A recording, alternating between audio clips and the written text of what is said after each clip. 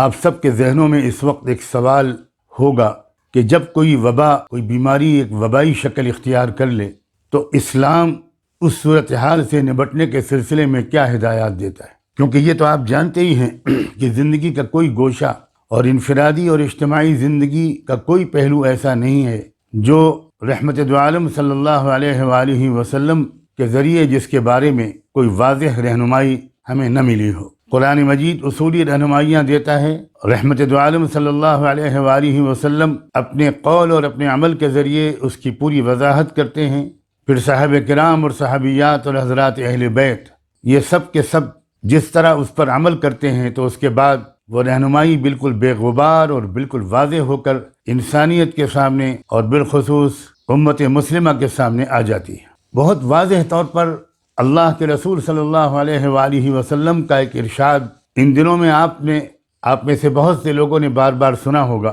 آپ نے ارشاد فرمایا اذا سمعتم الطاعون بأرض فلا تدخلوها واذا وقع بأرض وانتم فيها فلا تخرجوا منها۔ صحیح بخاری اور صحیح مسلم دونوں نے اس کو نہایت پختہ سندوں کے ساتھ روایت کیا ہے۔ آپ کے اس ارشاد کا مفہوم یہ ہے کہ اگر کسی سرزمین میں طاعون پھیلنے کے بارے میں تم کو خبر ملے تو تم اس جگہ اس مقام پر مت جانا، اور اگر تم وہیں رہتے ہو وبا ایسی جگہ پھیلے تم جہاں مقیم ہو تو تم وہاں سے باہر مت نکلنا۔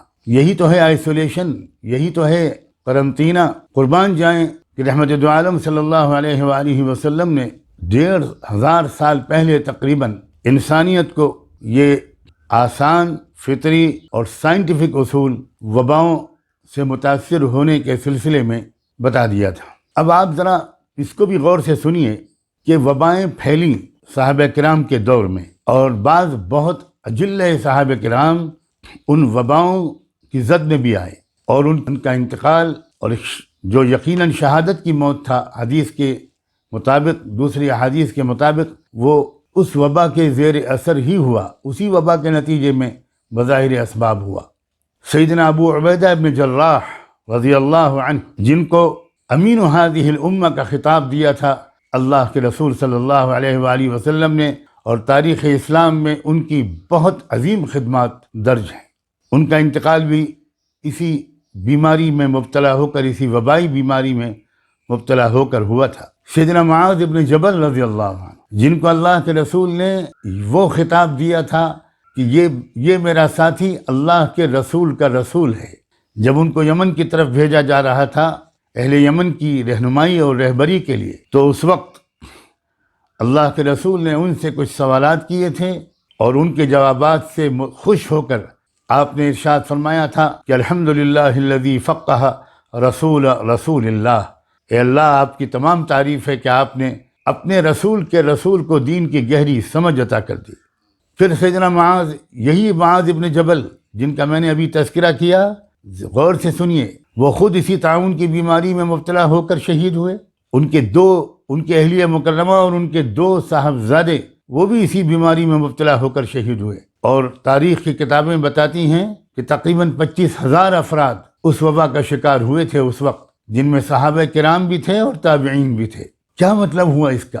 اللہ تعالیٰ کا اس دنیا کا یہ نظام ایسا ہوتا ہے کہ جیسے موسم کا اثر ایک نبی اور ولی بھی محسوس کرتا ہے اور ایک عام انسان بھی محسوس کرتا ہے، اسی طرح اس دنیا میں جو وبائی بیماریاں پھیلتی ہیں، جو امراض پھیلتے ہیں، جو ہوائیں چلتی ہیں، ان سے متاثر نیک لوگ بھی ہو سکتے ہیں اور ہم جیسے عام لوگ بھی ہو سکتے ہیں۔ یہ سمجھنا کہ میں تو بہت نیک ہوں، میرے اندر بہت توکل اور یقین ہے، میں تو اعمال کا پابند ہوں، مجھے کوئی بیماری نہیں لگ سکتی، یہ اللہ کے اس نظام کو نہ سمجھنے یا کم سمجھنے کا ایک نتیجہ یا ثبوت ہے، جس نظام کے مطابق اللہ نے اس دنیا کو چلانے کا فیصلہ روز اول سے کیا ہوا ہے۔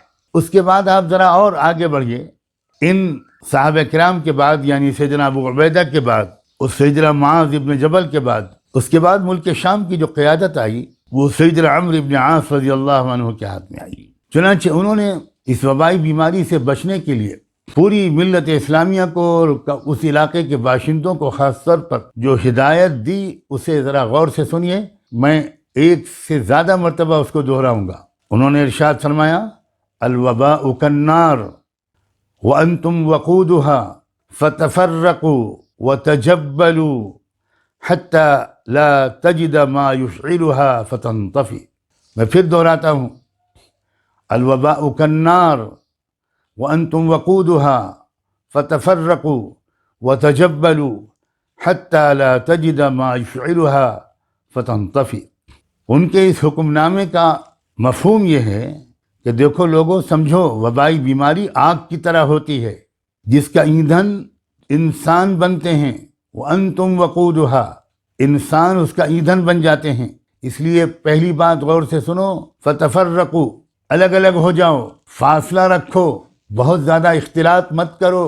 اگر ہم آج کی زبان میں کہیں تو کہہ سکتے ہیں کہ سوشل ڈسٹینسنگ مینٹین کرو. فرمایا وتجبلوا، یعنی پہاڑوں پر جا کر بس جاؤ. اللہ اکبر، یعنی اپنی گھنی آبادی سے نکل کر باہر دور کہیں پہاڑوں پر جا کر الگ الگ بس جاؤ، وہاں کچھ دن گزارو. جب ایسا کرو گے تو آگ کو ایندھن نہیں ملے گا تو وہ بجھ جائے گی. سبحان اللہ، آگ کو ایندھن نہیں ملے گا تو وہ بجھ جائے گی. یعنی نہ صرف یہ کہ تم اس وبا سے محفوظ رہو گے بلکہ وہ وبا ہی ختم ہو جائے گی. تاریخ اسلامی کے بہت عظیم اور متفق علیہ محدث گزرے ہیں علامہ حافظ ابن حجر عسقلانی. انہوں نے تو یہ الفاظ بھی ذکر کیے ہیں کہ ان ھذا رجز مثل السیل من تکنبہ اخطأہ ومثل النار من تنکبها اخطأها ومن اقام احرقته فآذته. یعنی یہ بیماری لوگوں، یہ سمجھ لو کہ یہ سیلاب کی طرح ہے. جو پانی کے بہاؤ اور دھارے سے بچ کر کھڑا ہوگا وہی سیلاب سے بچ پائے گا. یہ آگ کی طرح ہے، جو دور رہے گا وہی محفوظ رہے گا، جو آگ کے قریب کھڑا ہوگا اسے آگ جلا دے گی اور نقصان پہنچائے. اب ذرا غور کریں، جب صحابہ کرام اس نظام فطرت کو سمجھاتے تھے تو اس موقع پر وہ اپنی توجہ یکسوئی کے ساتھ مرکوز کرتے تھے اس اسبابی عام نظام کو سمجھانے کی طرف، جس کے تحت اللہ نے اس دنیا کو چلانے کا فیصلہ کیا ہوا ہے. کیا آج ہم اور آپ ان میں سے کسی کے بارے میں یہ گمان کر سکتے ہیں کہ ان کا یقین کمزور تھا، ان میں توکل نہیں تھا، ان میں تقوی کی کمی تھی، وہ غیر اللہ سے متاثر تھے؟ معاذ اللہ، معاذ اللہ، لاکھوں کروڑوں بار معاذ اللہ. ہم اور آپ تو کیا چیز ہیں؟ رب کعبہ کی قسم، ساری دنیا کے اولیاء اللہ، ائمہ رشد و ہدایت، ان کا یقین، ان کا توکل اور ان کا تقوی اگر ایک پلڑے میں رکھ دیا جائے اور دوسرے پلڑے میں ایک صحابی کا ایمان، توکل و تقوی رکھ دیا جائے، وہ پلڑا جھک جائے گا جس میں ایک صحابی کا ایک توکل، یہ تقوی اور ایمان رکھا ہوا ہوگا، یقین رکھا ہوا ہوگا. یہی نازک بات میرے عزیز دوستو، میرے بھائیوں اور بہنوں، یہ سمجھنے کی ہے، یہ سمجھنے کی ہے کہ اللہ نے ہم کو کس طرح ریئیکٹ کرنے کا حکم دیا ہے. ایک طرف یقین اور توکل بھرپور طریقے پر، رجوع اللہ بھرپور طریقے پر، دعائیں مانگنا، اللہ سے معافی مانگنا، اپنے کیریکٹر کو بدلنا، اپنی کمیوں کو دور کرنا، اپنے اندر بہتر تبدیلی لانا، جس کا نام ہے توبہ. ایک طرف اس کا بھی بھرپور حکم اور ہدایت ہے. یہ بھی کہا گیا کہ تمہارے پر اگر کانٹا بھی چبھ جائے گا تو تم کو اس کا اجر و ثواب ملے گا اگر تم صحیح قلبی اور نفسیاتی کیفیت کے ساتھ ریئیکٹ کرو گے.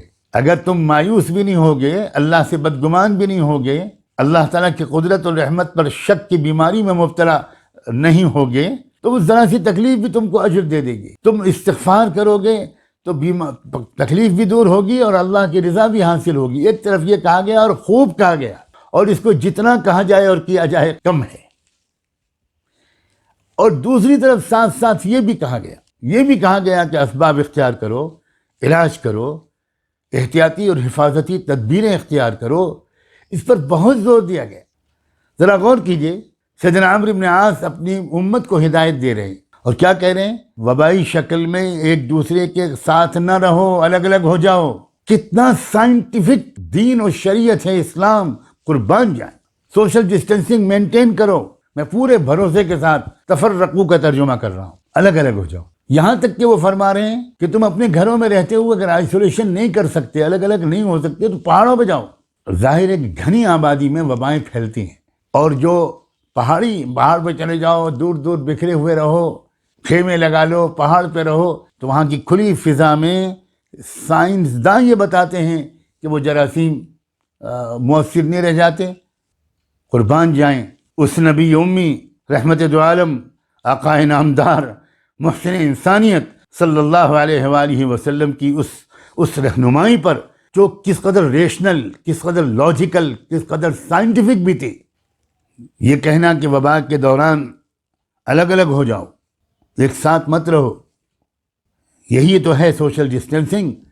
اور اس کی رہنمائی سیدنا عمرو بن عاص رضی اللہ عنہ، جو تربیت یافتہ تھے اور فطری حقائق کو سمجھنے کی صلاحیت اس لیے ان لوگوں کے اندر سب سے زیادہ پیدا ہوئی تھی کہ ان کے معلم و رہبر ایک ایسی شخصیت تھی جس سے بڑھ کر اس کائنات کی اصل حقیقت کو اور رازوں کو اللہ کی توفیق سے جاننے والا اس آسمان کے نیچے نہ کبھی پیدا ہوا ہے نہ کبھی پیدا ہوگا، سیدی محمد الرسول اللہ، لاکھوں درود و سلام ہوں ان پر۔ کیا مثالیں دے کر سمجھایا ہے، کہا ہے یہ وبا آگ کی طرح ہوتی ہے، قریب رہو گے تو جل جاؤ گے، اسے دور ہٹو۔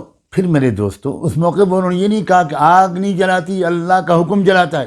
انہوں نے نہیں کہا اس موقع پر کہ چھری نہیں کاٹتی، چھری کاٹتی ہوتی تو اسماعیل کی گردن کٹ جاتی علیہ الصلوۃ والسلام۔ کس موقع پر، کس بات پر زور دینا چاہیے، کس پہلو پر زور دینا چاہیے، اس کو سمجھیے۔